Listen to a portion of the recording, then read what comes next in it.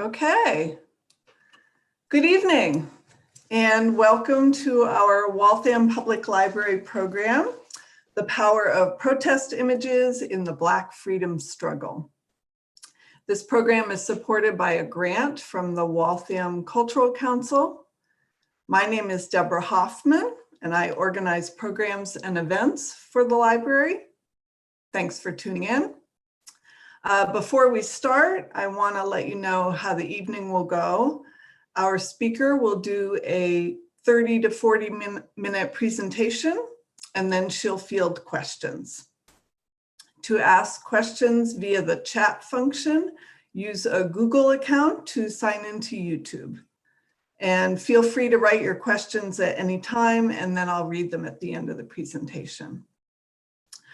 Dr. Brenna Greer is an associate professor in the history department at Wellesley College, and we're so thrilled to be hosting her tonight.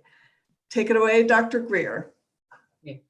Thank you so much. I should say before I get started, I live next to a farm and there are cows that are moving quite a bit. So I'll try not to let it distract me, and I hope it does not distract you. So we can't hear them. Okay, good.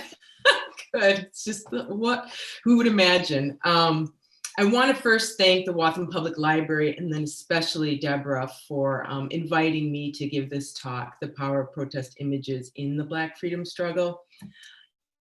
As a historian, a US historian and historian of African American history, but also as an African American woman, I've been giving a lot of thought about the role of protest and protest images in relationship to Black American struggle for racial equality and racial justice, particularly in light of recent events.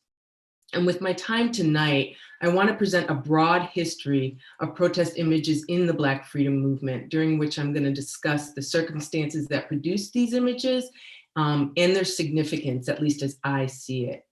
And throughout this talk, I'm going to share a lot of images, and it should probably not be surprising that some of them are difficult, as a lot of them depict Black activists' encounters with or their opposition to racial hatred. So I should start first by telling you what I mean by a protest image. And for the purposes of tonight, that means a visual or the visual of a person or people signaling their opposition to people or power structures that would limit their rights and freedom as outlined by or outlined in and protected by the Constitution of the United States. And a good deal of our iconic images of protest come out of the civil rights movement. And by civil rights movement, I mean approximately that a time period between the mid-1950s and the latter 1960s that's associated with a series of Southern conflicts between non-Black activists and white segregationists and supremacists. And I'm going to give you a couple of examples of these images that many of you may recognize. So one is this image of a mother and her daughter on the steps of the Supreme Court immediately after the 1954 historic decision, Brown versus Board of Education decision that desegregated public schools. And then here we have a picture of Rosa Parks being fingerprinted after she surrendered herself, having been indicted for her role in the bus boycott. This is not from when she was arrested for not giving up her seat on the bus. And this image actually appeared on the front page of the New York Times in 1956.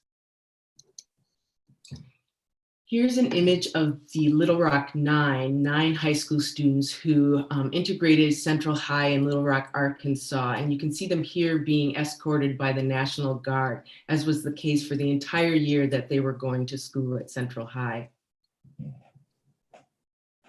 And then this is a picture of the Greensboro Four, who were 4 college students who staged a sit-in at the local Woolworths counter, and in doing so set off a series of sit-ins throughout southern states in the 1960s and in 1961. And this is an image that every time I see it just kind of breaks my heart. It's an image of 6-year-old Ruby Bridges, who was the first and the only African-American child to integrate this all-white elementary school in New Orleans in 1960, which was 6 years after the Brown decision. She attended school for the entire year by herself under the guard of federal marshals. And then here's an image of Black youth attempting to stand their ground against the blast of fire hoses turned on them at the order of Public Safety Commissioner Eugene Bull Connor. And then here we have Martin Luther King Jr. hailing a crowd of approximately 200,000 that had assembled on the national lawn, essentially to for the March on March on Washington for Jobs and Freedom in August 1963. And this is where he delivered his famous speech, "I Have a Dream." And this is perhaps one of my favorite photographs done by James Corrales. And this is of the march from Selma to Montgomery in 1965 on behalf of voting rights. So these images and others like them, which you'll see more of, hold a special place in our public memory. I think they are emblazoned on our national consciousness. And in fact, after many years of teaching and talking about the struggle, I've learned that the iconic familiarity of these images allows many to feel that they know the history of the movement, despite having had little to no experience or education about it sometimes. And I think that there are particular factors that account for why civil rights protest images in particular rose to their iconic status. For one, in the post-World War II moment, media technologies were developed or were changing in ways that made circulation of such images easier, faster, and they had a wider reach. Today, we take our image-saturated, media-driven culture for granted, but then it was a thing becoming, and photographs of civil rights protests did not have to compete for attention, as is the case for pretty much all images now. So this is to say that the media and image culture of that time period allowed for protest images to settle and simmer and stick. But I think nothing accounts for the impact or staying power of civil rights protest images more than the type of protest that they captured, namely nonviolent direct action. So to be clear, nonviolent direct action is defined as protest, resistance, and/or intervention enacted without violence and without the intent of violence, but with the intent of, as Dr. King described, creating crisis and tension. And I want to take a second here to say this is different from peaceful protest. And this is something that I often hear now when people are talking about protests, and they are comparing them to nonviolent protest of the 1950s and 60s. Peaceful protest, as I'll talk about a little bit more, is somewhat different than nonviolence.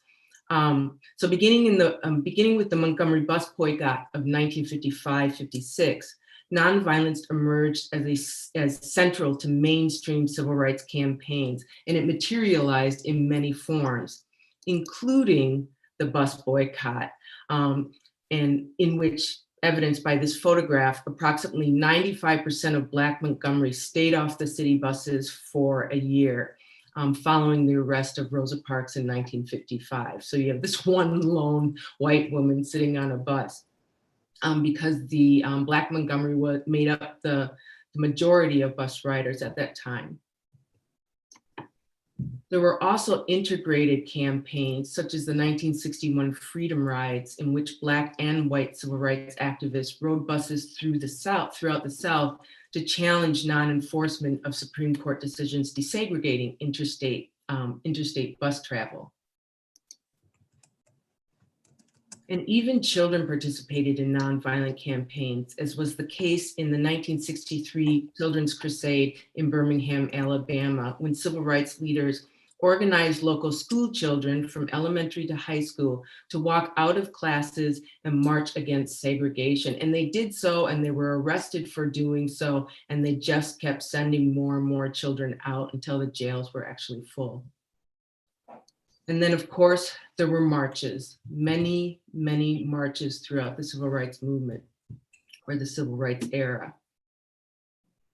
And so photographs of Black nonviolent protest were new media images for American audience, and they were made all the more spectacular for their unfamiliarity. Again, different than now.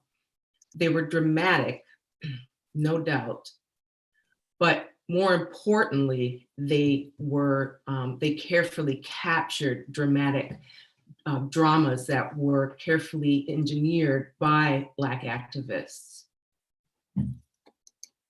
So here's an image that is capturing that tension set up by nonviolent direct action. And so when I mean carefully staged dramas, that's to say that these were civil rights activists consciously engineering these confrontations that drew media coverage and generated press that advanced their character as much as their cause.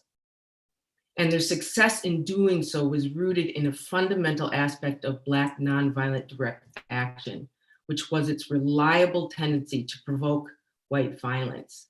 And this is what I meant by a difference between peaceful protest.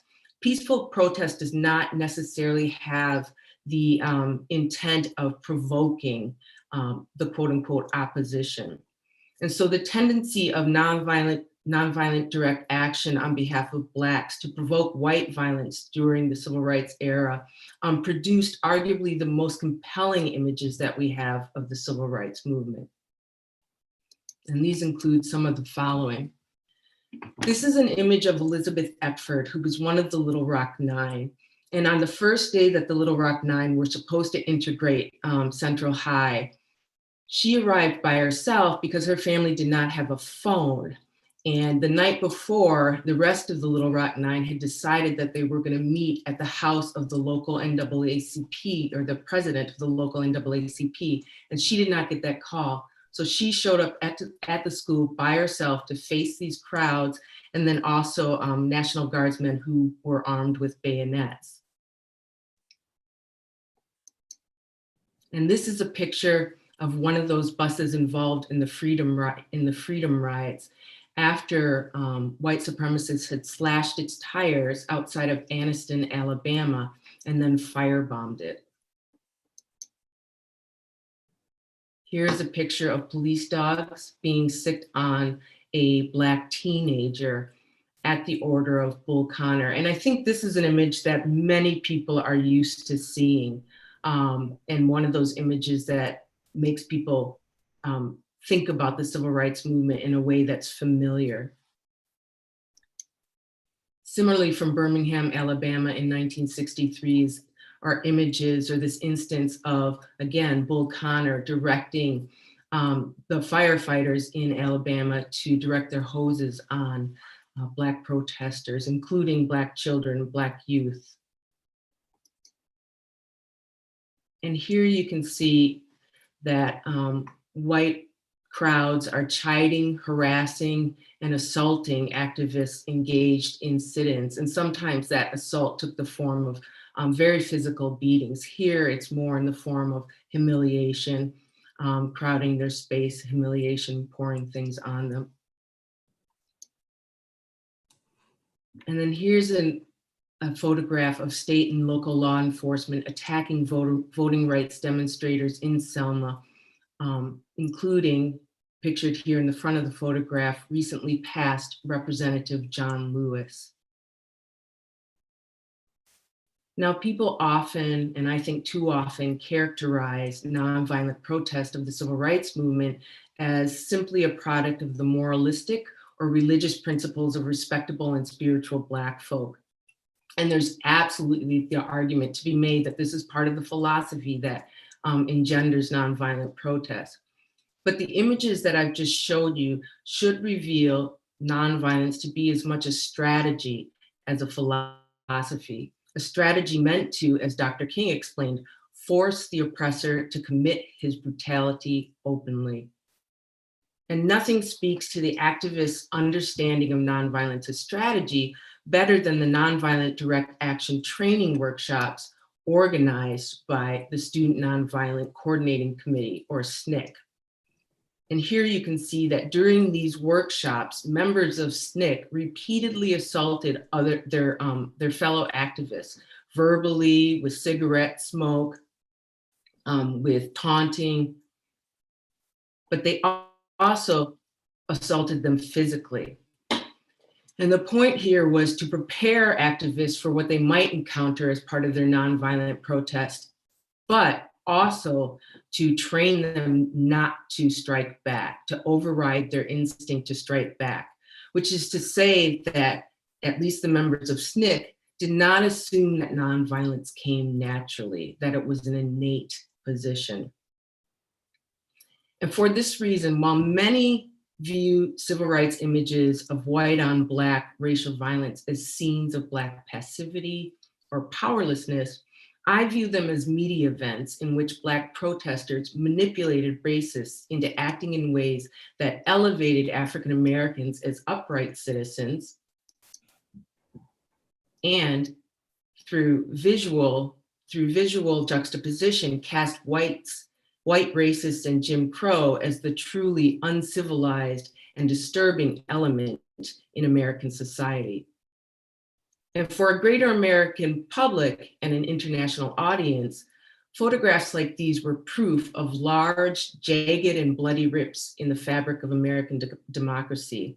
And they were an indictment of the entire nation. And it's significant to remember that the civil rights movement is taking place during the early years of the Cold War. Oftentimes we don't learn about these events in relationship to one another, but a lot of the civil rights reform or a lot of the civil rights concerns coming out of the federal government had everything to do with concerns about what the United States as the leader of the free world looked like in relation to race relations, and particularly into anti-Black racism. So, for example, these images also provided purchase for civil rights activists in their fight for civil rights. And an example of that is these images that came out of Birmingham of children being arrested, of the dogs being sicked on protesters, of fire hoses being sicked on protesters. These images awoke something in President John F. Kennedy, who to that point had been moderate to recalcitrant on civil rights images. And in a private meeting at the White House after these events happened, Kennedy admitted that in particular, the image of the police dog lunging at teenager Walter Gadsden, quote, made him sick. And he lamented what such images would do, quote, for our image abroad. Again, this concern with Cold War politics. And shortly thereafter, Kennedy delivered a historic televised speech to the nation in which he said, "Who among us would be content with counsels of patience and delay? Now is the time. Now the time has come for this nation to fulfill its promise." And within a year, President Lyndon Johnson leveraged the sentiments that Kennedy expressed, as well as Kennedy's assassination, to push the Civil Rights Act through Congress. Johnson promoted this legislation as honoring JFK and what he wanted in terms of civil rights. Then in March of 1965, images coming out of Selma, which, as I said before, had state and local police attacking Black protesters who were marching for voters' rights. They kept attempting, they made 3 attempts to march from Selma to Montgomery, the capital of Alabama, to make a demonstration on behalf of equal voting rights. These images coming out of Alabama on Sunday, March 7th, which became known as Bloody Sunday, these images galvanized both federal and public support. And they are widely credited then with the passage of the 1965 Voting Rights Act. So in other words, images of nonviolent Black protests were hugely significant in their power to bring about the legislation crucial to Black Americans' ability to experience first-class citizenship. And additionally, they were, and they are, significant as records of African Americans' strategic co-optation of the media and command over white supremacists. But as a historian, in looking back over the past, I see these nonviolent protest images as powerful in another way that I actually find troubling. Because an enduring legacy of these images is their elevation of what some refer to as polite protest and polite protesters. And perhaps this is best embodied by the popular image of Rosa Parks. And particularly, I want to take a look at this image. This photograph was taken on December 21st, 1956, the day that African Americans in Montgomery ended their boycott of the city buses. But many mistake or unconsciously assume it is record of the moment that Parks was arrested in December 1955, despite the improbability that a photographer would have actually been on the scene. This is not the happy accident of a photographer in the right place at the right time. No. Both the moment and the image were staged. That morning, reporters tracked down Parks at her apartment in the Cleveland Court Projects, and she agreed to accompany them downtown so, as she put it, they could take pictures of me getting on and off buses. Parks is very purposely seated in front of the white man, who was not some random passenger, but rather a United Press International reporter selected to sit behind Parks and play what he himself termed the sullen white segregationist. Time magazine published this photograph the following week with the caption saying, "Jim Crow will never be the same." And since then, this image has circulated countless times over in textbooks, newspapers, museum exhibits, and even advertisements, to the extent that before her death, Parks described this photograph as her, quote, historical honor badge. She said it was, quote, her symbol shot. Now, as an image of quiet, prim femininity, the photographs work symbiotically with the popular conception of Parks, which figures her as a work-weary seamstress whose tired feet compelled her to break character and single-handedly and unintentionally launch the modern Black freedom movement. It's important to recognize here that Parks consciously participated in the making of an image that completely belied her rebellious nature as an established activist, because at the time it was politically expedient for her to do so.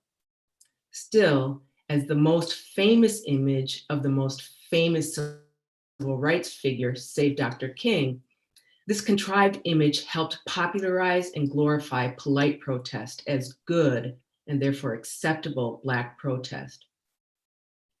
And then SNCC further institutionalized and popularized this vision of Black protest with photographs and publicity that it distributed through the organization's communication department. Again, a lot of times I think that civil rights protest is imagined to be accidental or spontaneous. There's a lot of public relations and strategizing that was going on here, and that resulted in the images that we now remember. This image or this vision of protest became the brand of protest against which all subsequent Black activism has been judged, and often harshly. And this was certainly the case with media images generated by African Americans' embrace of Black power in the latter 60s and early 70s. Compared to images of reserved African Americans dressed in their Sunday best, as the press often described nonviolent activists, Black power advocates, and most notably the Black Panther Party for Self-Defense, projected a sight of Black militancy that, as visual culturalist Lee Rayford has argued, attacked viewers. Take, for instance, this 1967 photograph of Huey Newton, who's co-founder of the Black Panther Party. Newton, in collaboration with Eldridge and Kathleen Cleaver and photographer Brent Jones, produced this photograph, arguably the most famous representation of Black power, for the purposes of posters.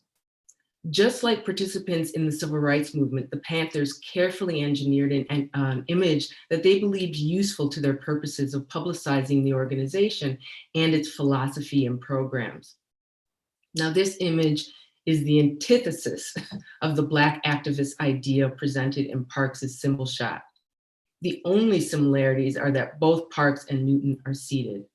Otherwise, Newton is pictured separate from white people, brandishing instruments of battle and surrounded by stereotypical symbols of not just Blackness, but Africanness, such as the spear and the zebra print rug. What's more, Newton is smack dab in the center of the picture, and he does not look away. His is an assertive pose that anticipates, even invites confrontation.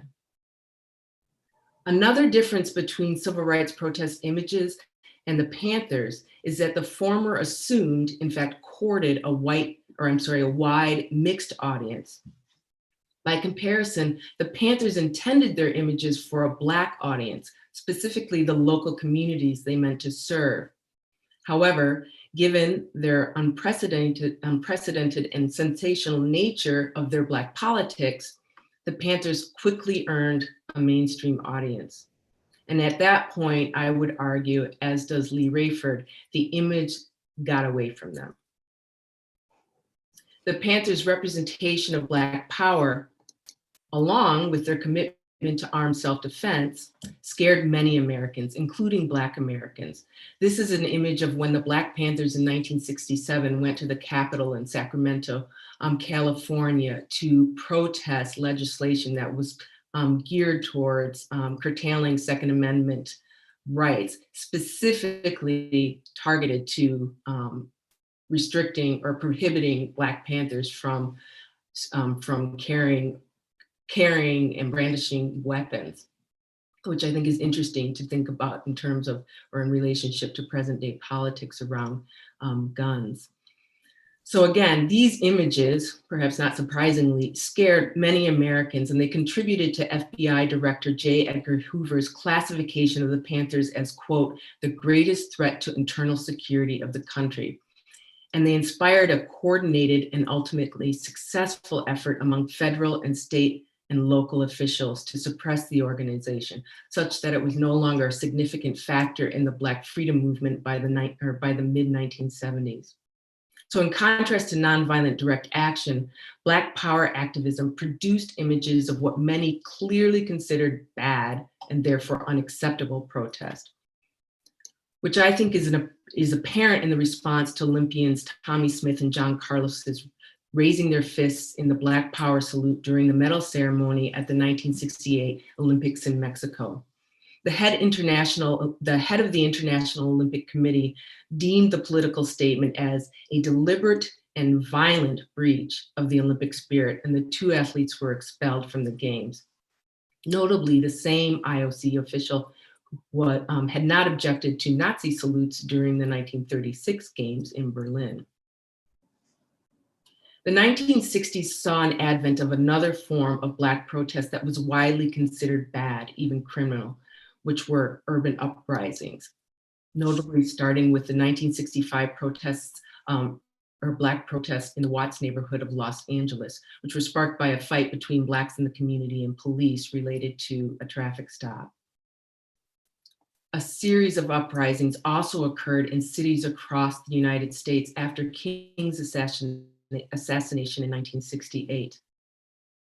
And then again, a prevalent example is the uprisings in Los Angeles in 1992, after an all-white jury came back with a verdict of not guilty for officers who had viciously beat Rodney King.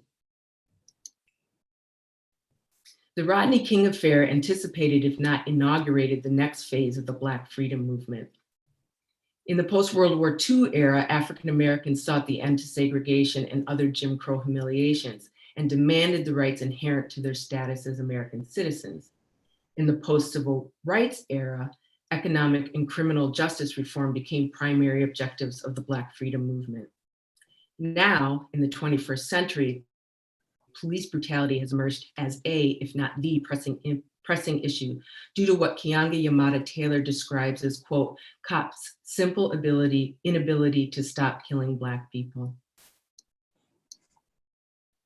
For the past decade, protests have occurred in cities all over the United States following police shootings or killings of unarmed, underage, mentally ill, compliant, indignant, and or innocent African-American men, women, and children, including, to name only a scant few, Oscar Grant, Reka Boyd, Trayvon Martin, Tamir Rice, Michael Brown, Eric Garner, Tanisha Anderson, Walter Scott, Freddie Gray, Sandra Bland, Natasha McKenna, Alton Sterling, Philando Castile, Atiana Jefferson, Lyndon Cameron, Breonna Taylor, and so on and so on and so on. And this past May, as I'm sure all of us know, George Floyd, a 46-year-old African-American man suspected of passing a fake $20 bill, was killed by police officer Derek Chauvin, who casually kneeled on Floyd's neck for 8 minutes and 46 seconds, ignoring the incapacitated man's pleas for breath and bystanders' calls to let him up. The city erupted. And as with previous urban uprisings, media images coming out of Minneapolis captured African Americans engaged in multiple forms of protest and expressing a myriad of emotions from disbelief to rage. Some, including the president, seized on images of Blacks destroying property or looting to dismiss the protest as delegitimate and label the protesters as thugs who were beyond the bounds of justice. In addition to the uprisings, the killing of George Floyd prompted peaceful protests across the nation and around the world, in which large groups, diverse in every sense, have gathered under the banner of Black Lives Matter to demand police reform and racial justice. These demonstrations have been unique in their number, size, reach, and longevity, as well as in the vast participation of non-Blacks. And they have produced a new set of compelling visuals that define the current Black freedom movement, which I'll refer to here as Black Lives Matter images. And here's just a sampling.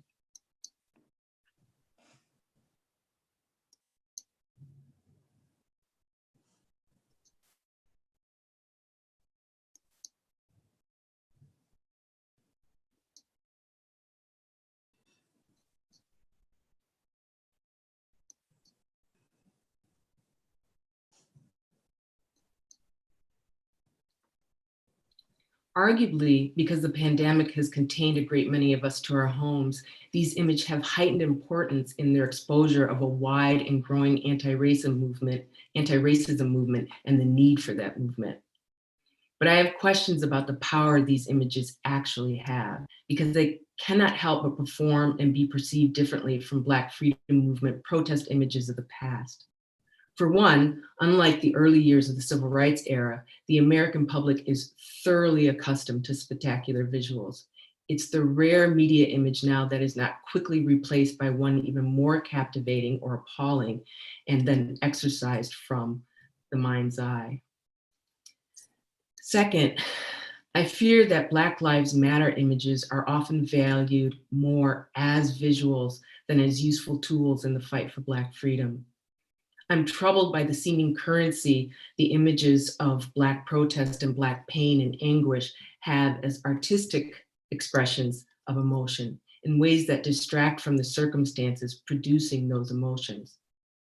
This is not a new phenomenon, but present day technologies have amplified it. In particular, social media has transformed the public's relationship to and the role of protest images. On platforms such as Facebook, Instagram, and Twitter, Black Lives Matter images have become a shorthand for signaling one's politics, where one stands on racism and the value of Black lives. And I'd say they even perform as avatars for the activist self we imagine ourselves to be, or as symbols of the courage we want others to know we admire, if not possess. In the digital age, trading in these images has become a form of political and performative activism, which too often stands in for real activism or the real activism necessary. What's more, their symbolic utility has made these images so ubiquitous as to numb viewers to their disturbing and distressing content, not to mention their call to action. And I have been thinking a lot lately about what it means that the issue of police brutality, particularly towards African Americans, that this is something that is being proven over and over again through images that circulate through social media, and then what that means in terms of the mental health or the psyches of Black people, because it's difficult to see denigrated Black bodies over and over again. But this has become a tool, a political tool for making the case against police brutality, which I think is a really interesting and sad paradox, actually. So again, their symbolic utility has made these images so ubiquitous as to numb viewers to their disturbing and distressing content. And that this is so helps, I believe, explain why the murder of George Floyd had the effect that it did, when we have instance after instance of police killings of African-American, unarmed African-American men, why this particular incident sparked the response that it did, both across the nation and around the world.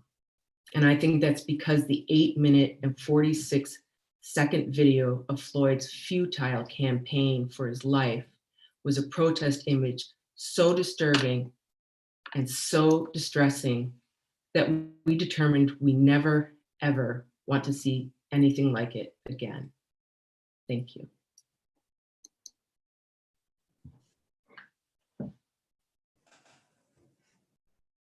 I'll stop sharing my screen.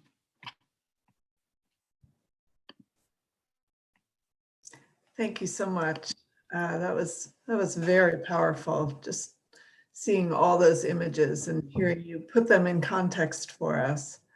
I do have some questions for you.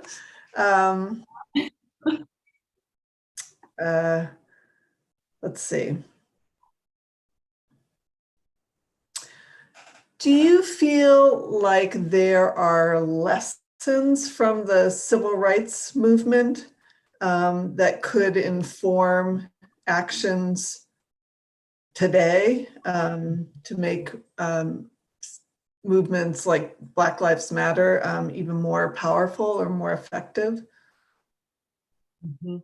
It's an interesting question, and one that I won't say that I have a definitive answer to, but as I said in the talk, one of the things that I see happening a lot is people judging Black Lives Matter protests against civil rights nonviolent protests. And I think it's a false comparison, again, because Black Lives Matter protesters typically would claim that they are staging peaceful protests. Their goal is not to provoke violence, even though that has certainly happened on some occasions. So oftentimes students that I have are,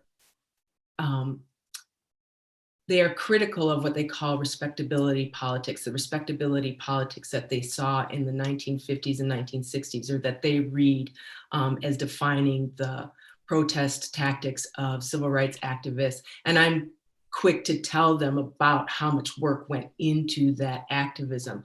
At the same time, as I said as I talked about with the Rosa Parks image, it's hard to know what's politically expedient, doing what's politically expedient in the moment, what the long-term consequences of that are going to be. And I'm sure that Rosa Parks and any of her, and any of her fellow activists and other people engaged in the Montgomery bus boycott and other non-violent campaigns didn't anticipate that would become an image of protest that is, as I argue, has become a container or a comparison point for other protests to follow, such that you have often older generations pointing to that as an example, but younger generations looking at where we are now in terms of Black freedom and deciding that those tactics didn't do enough. But as I always tell my students, the point isn't to go back and judge what any historical actor did, at least for me. The point is to go back and look at what they did and ask yourself why that seemed to be the reasonable tactic at the time. Mm-hmm. And so right now, what I tell my students in terms of Black Lives Matter is, you have to anticipate the opposition in a way that's different from the mid-20th century. And that's something that I see people still trying to figure out how to get control of a situation in a way that actually captivates the media or generates support beyond a flash in the pan moment. And I think that's huge, because I think right now we really battle complacency that comes so quickly as our lives move on, and as, like I said, other images or events come in. So the lessons I think to learn are, one, to try and think down the road, but to also ask yourself what the question, what the goal is, to buy in or to change the structure that you see that oppresses you. And civil rights activists were by and large buying in, right? They wanted equality and inclusion in middle-class America lifestyle as it was defined, or as it was at that time. And that meant leaving a lot of structures in place that actually require, at least promote racism, or at least inequality. As opposed to changing the whole system. Right, exactly. Although in changing the whole system, because some of my students will often talk about revolution, and I will always say, what does that look like to you, right? What does that look like to you? Because I think the civil rights activists are a really good example here, because studying them has taught me that revolution, or even activism and protest, doesn't mean, particularly revolutionary protest or radical protest, doesn't mean that you're willing to die. It doesn't mean that you have to overcome your fears. It's that you have to be willing for the people that you love to be afraid and to possibly die. And that's not what my students are talking about, right? That's not what they're talking about. So I still don't quite know what revolution looks like to them. Yeah. What do you feel the impact of Black Lives Matter will have on the election? Mm-hmm. It's a good question, because I think, even my own worldview is so skewed. I've been stuck in my house essentially for the last 6 months, and I get my news in probably fairly filtered ways that most of us do. And so my concern all summer into now has been, what will be the longevity of the protests, of the demands for racial justice and police reform. Again, as everybody went to school, as people are feeling more free to move about. And I think that Black Lives Matter, that movement, and particularly the events of the summer, has pushed people in a direction, have pushed, say, Democrats or left parties into a direction to make that discussion mainstream. But I also think it is very much galvanized opposition to, racial equality in a way that it makes it completely impossible for me to predict what the election will be. And I think what I'm scared of in the next couple of weeks is that, precisely because we've seen the efficacy of whipping up racial fears in the last, well, in the history of the nation, but in recent years, I think that might spike in the next couple of weeks, just as, dynamics of Black Lives Matter and, white supremacist dynamics or opposition both are trying to make a final case in terms of what they hope will happen on the federal level. So it's impossible for me to predict, but I think that it's going to make it. I think that the Black Lives Matter movement is creating that crisis and tension that Dr. King talked about. But in terms of policy change and everything, I think that happens much more on a local level than we're going to really see on a federal level. Right now, I think it's about national politics, national political rhetoric. Right. Okay. Here's a question for you. Do you follow the individual activists of the current movement? Do you have a sense of who now will be remembered the way King, Parks, Lewis, Ruskin, et cetera, are? It's a great question. I think, I think most people will point to the 3 women who launched Black Lives Matter, and they've become very controversial figures as of late. And I am constantly fielding criticisms or at least questions about Black Lives Matter being a Marxist group because of the claim of one of the founders talking about being a trained Marxist. When I talk about Black Lives Matter, and I think when most people talk about it, they're talking about a sentiment more than the actual organization of Black Lives Matter. At this point, I think those three women, or at least that movement, rises to the top.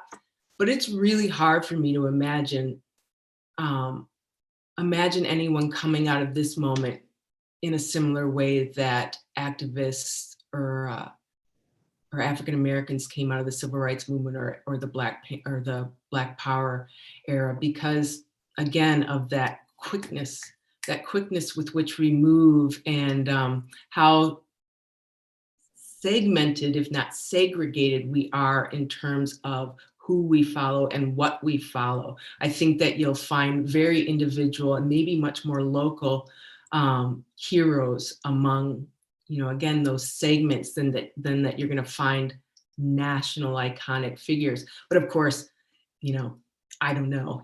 I think, most people would probably point to Michelle Obama right now as a historical figure in the Black freedom movement, despite not being an actual activist in the Black freedom movement, because that's just a Black figure that's nationally recognized and familiar. But I think one of the biggest challenges to the Black freedom movement right now is just the pace with which people move on, and the number of things we can use or do to assuage our, fears, our guilt, and to stand in for activism. So it's hard for me to imagine anyone floating to the top and staying there.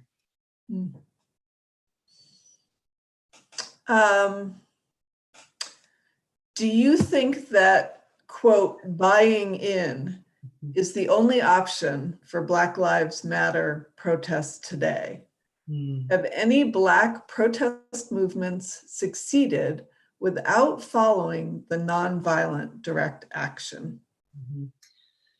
Yeah, well, it's a question of what we mean by succeed. I think that, again, a lot of times when I'm talking to, I'll say older African Americans, but just older people, again, the civil rights movement is considered a success. I mean, and when you think of the Civil Rights Act and the Voting Rights Act, I mean, there's absolute logical reason for considering that those protests to be successful, and there hadn't been anything like it. And in a way, I have a mentor who describes the Montgomery bus boycott and the civil rights movement, the broader civil rights movement, is the most successful anti-colonial social movement in US history. So these are meaningful protests, and they did succeed in this legislation. The buying in part, however, is again that, not dismantling structures that require inequity. And I focus on capitalism. So, and I am in the depths of capitalism. I have a lot of I teach a consumerism course. I teach about the Black freedom movement struggle, and oftentimes there are comments in my classes, decrying capitalism. And I always say, who has an iPhone, right? So it's like we have these criticisms, but it's hard to imagine. I cannot imagine the Black freedom movement or the Black freedom campaign that can succeed without, criticizing, if not taking on capitalism. And that is part of the reason that I think we just stall out, for reasons that I completely understand. We just stall out every time because that inequity is built into US consumer capitalism, which requires inequity, which requires a subordinate class. And given this nation's history, it's logical that that subordinate class would be African Americans, not just African Americans, but African Americans. So there hasn't been, again, depending on what success is, you look at the Black Panthers, who, people remember the armed self-defense, but they don't look at the other survival programs in terms of health, in terms of education, in terms of breakfast, free breakfast programs.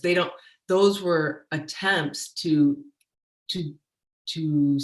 serve or at least meet structural needs, and in a way that the civil rights movement arguably wasn't about structure, it was about that legislation. And even Dr. Martin Luther King realized, late in his life, which, before he was assassinated, that structural change was more necessary.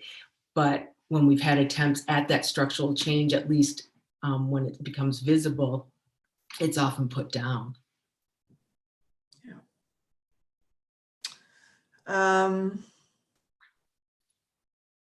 Here's a question for you. Have you encountered any pre-photographic images that helped, say, with the abolitionist movement pre-Civil War? I'm sorry, I missed the first part of the question. Have you encountered any pre-photographic images that helped, say, for example, the abolitionist movement pre-Civil War? I think, I cannot believe I can't remember the man's name. I think often of the image of the, he seems older Black man, and you just see his back and it's just scarred from whippings. He's, a slave or a former slave. That's an image that I know circulated and had great effect in terms of just kind of revealing the brutality of slavery. I'm trying to think. Images of Frederick Douglass. Frederick Douglass was the most photographed man of the 19th century, which in and of itself is interesting. Those images certainly promoted an image of Blackness that went against stereotype. And that was he is the most photographed man because he seized on photography as a way to counter stereotypical ideas and images of African Americans. And then Sojourner Truth, she also employed photography. She had photographs of her maid or different photographic images of her maid, which she used to publicize herself and her politics, but she also sold them to be able to aid her activism and her politics. So, on an individual level, I guess that is a way that at least photography, if not the actual photographs, served abolitionists and served Black freedom movement. Those are just some of the examples that spring to my mind. Oh, and another one I should say is W.E. Du Bois organized exhibits for the 1900 Paris exposition, World Exposition, that were primarily of middle-class Black Georgians at the time, and that was an absolute attempt for him to create what Sean Michelle Smith has called a counter archive. Again, pictures in a collection of pictures that went against stereotype and depicted African Americans in ways that very few non-Blacks had imagined. Wow, cool. Let's see.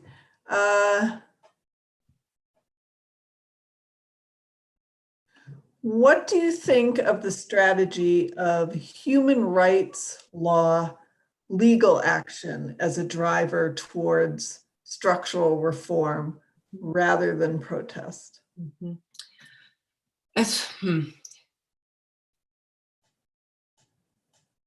I would have to really think about that a lot more. I've had conflicting emotions about legislation overall, because that's part of a structure often, and so then has inherent flaws.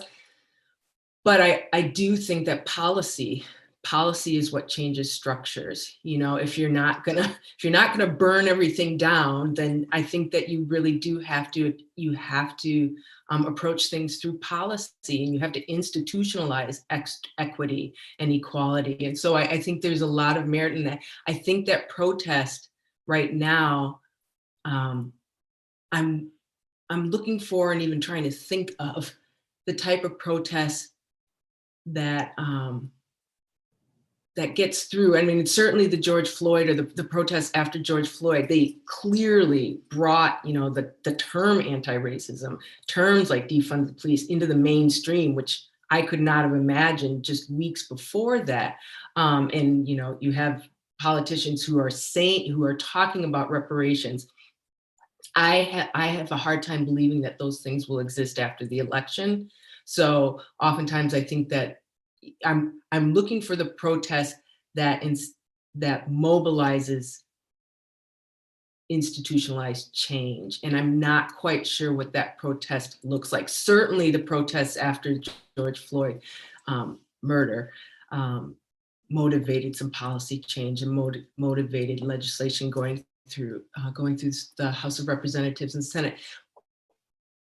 But I don't know that it will institutionalize a move towards that change. And I think it's because leaders know that, or think that if they wait, things will quiet down. I also was troubled by how trendy Black Lives Matter became in the immediate aftermath of George Floyd's death, where you have every corporation imaginable, making a statement on anti-racism and Black Lives Matter, which is not a bad thing, but it just makes it about brand and currency in that sense. So, and I think diminishes it. Yeah.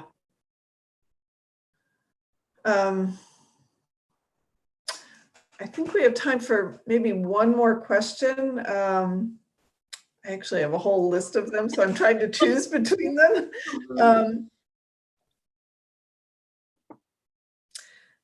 I guess I'm very struck by the images that you showed, and I feel like there's an emotional impact of those images, both the earlier ones that you showed and the ones from literally a month or two ago. And I guess I was just wondering if you could just talk about that sort of emotional feeling that people have when they see images like that, and how those emotional responses can actually change the way people think or view the world, or just what those emotional impacts do or mean. Sure. I mean, it's interesting because when I was preparing for this, I kept not writing the talk because I just got lost in the images for that reason. I mean, it's just, I think I had a PowerPoint of 60 slides, not all of which did have images because I tend not to use text on slides, but that was, whittled down from easily 300 because I just kept finding images that I hadn't seen before of maybe the same events that I'd studied before, but just different images and images from different perspectives, but also from different photographers that gave you a whole different insight to that moment. But mostly it was that I started doing actually what I criticized. I started collecting them. I started collecting these images in some way for purposes that part of it was just me, the academic, but I do think there's, I said in the talk that I'm concerned about the kind of value that these images are getting as expressions of emotion, but I do think that they do affect us emotionally. Clearly, again, the George Floyd video was a video, but it was a media image, and I have not seen a response. I mean, and we see these images, we see these videos even all the time, unfortunately. And that created a response in people because I think it was so hard not to empathize with him in that moment. I also have seen so many images of lone people, lone Black women, lone Black men primarily, confronting law enforcement in protest situations. And that has really buoyed me in a way, both in terms of there are people out there that will do that, but it has also, made me really evaluate myself and my commitment to things that I, you know, say that I'm committed to, what my commitment looks like. And I think oftentimes that's what happens with these images now is they inspire that emotional distress, but they also inspire guilt in a way that I think is not productive. So, and again, I think it's just because we have so many images, right? And that's a neutral statement, but they just don't, it's so hard for them to stick in a way. And I just think that the George Floyd video, you couldn't unstick it.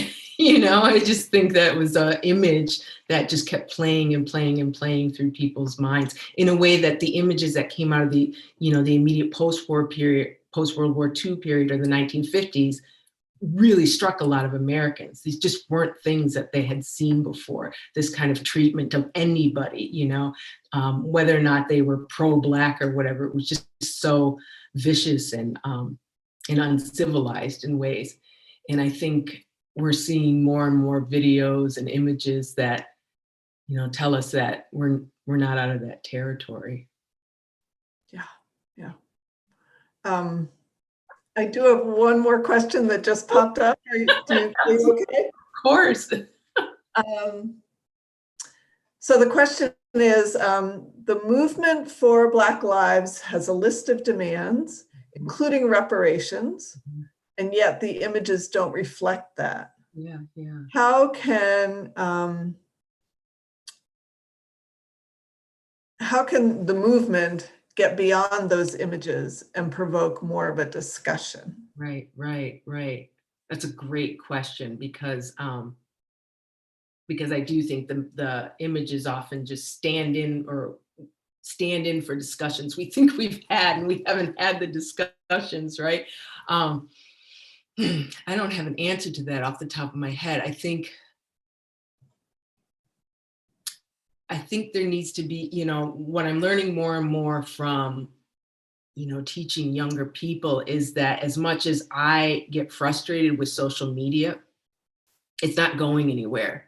And I think there's something about harnessing the technologies that we do have in a way that you can bring those discussions to the front. Again, I think that's really difficult because in a social media world, we tend to run to our echo chambers. So I think that we haven't quite, or someone hasn't quite figured out how to rise above those boundaries in a way. But I have to believe that there's that precisely because we have become this media-driven, digital, reliant society that, the channels for kind of poking through are probably to be found in those technologies. I also think, I just told my students this, we had the last day of our first term. I just think that the generation that's coming out right now, they are talking about things that, white privilege, inclusion, equity, these were not words that were ever talked about when I was in college. They're just a different set of, I want to say kids. That's just because they're just a different set of people, and they are going to bring those topics of conversation. They're not at all uncomfortable to them. Well, they're uncomfortable, but they're not at all unfamiliar to them. So I just think there's an element of time here in terms of those discussions happening because we have this whole, which is scary to some, generation who is being educated in dynamics and history, but also ways to have these hard discussions, which has not happened before. We've pretended that we had this discussion over and over again. And I don't think this generation will have that. I don't think they'll accept that excuse. They want to have the conversations, at least they think they do. And even in that, they keep forcing the issues. So some of it might just be time. Yeah. Yeah. Yeah. I know. Yeah. I have another question. Yeah. Is the segregation of social media, the pigeonholing of worldviews, as great a threat to change as is American institutional and systemic racism? Wow. See, I'm cynical, and I also am not so well schooled in how to use social media in ways that are probably would probably be more productive for me. I think that social media and particularly things like Facebook have been they have changed politics. They've changed the way that we interact with each other. They have changed the way that we get information in ways that I think are very harmful to social change. On the flip side, they have been a way that a lot of people have organized protests, right? And communicate with one another. So I'd like to think that there was a way to bring those two things together. You know, again, the technologies of the digital age and social media, and you know, I was going to say institutions, you know, that through that we typically identify with systemic racism, but I wouldn't say that Facebook isn't one of those institutions, right? So,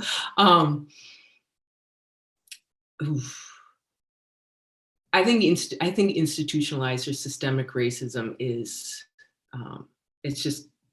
it's the necessary site of change. It's the necessary. I mean, everything else stems from that. Whether it's Facebook, what we can do with Facebook, everything else, you know, is kind of just ad hoc until you have, you know, change that institutionalizes equity, that institutionalizes anti-racism. And again, I think I say that not lightly, because I think in a capitalist society, in a capitalist consumer society where we can distract ourselves in so many ways and we want so many things, I don't think that's an easy, I just think the complexity of what needs to happen is what stalls people out.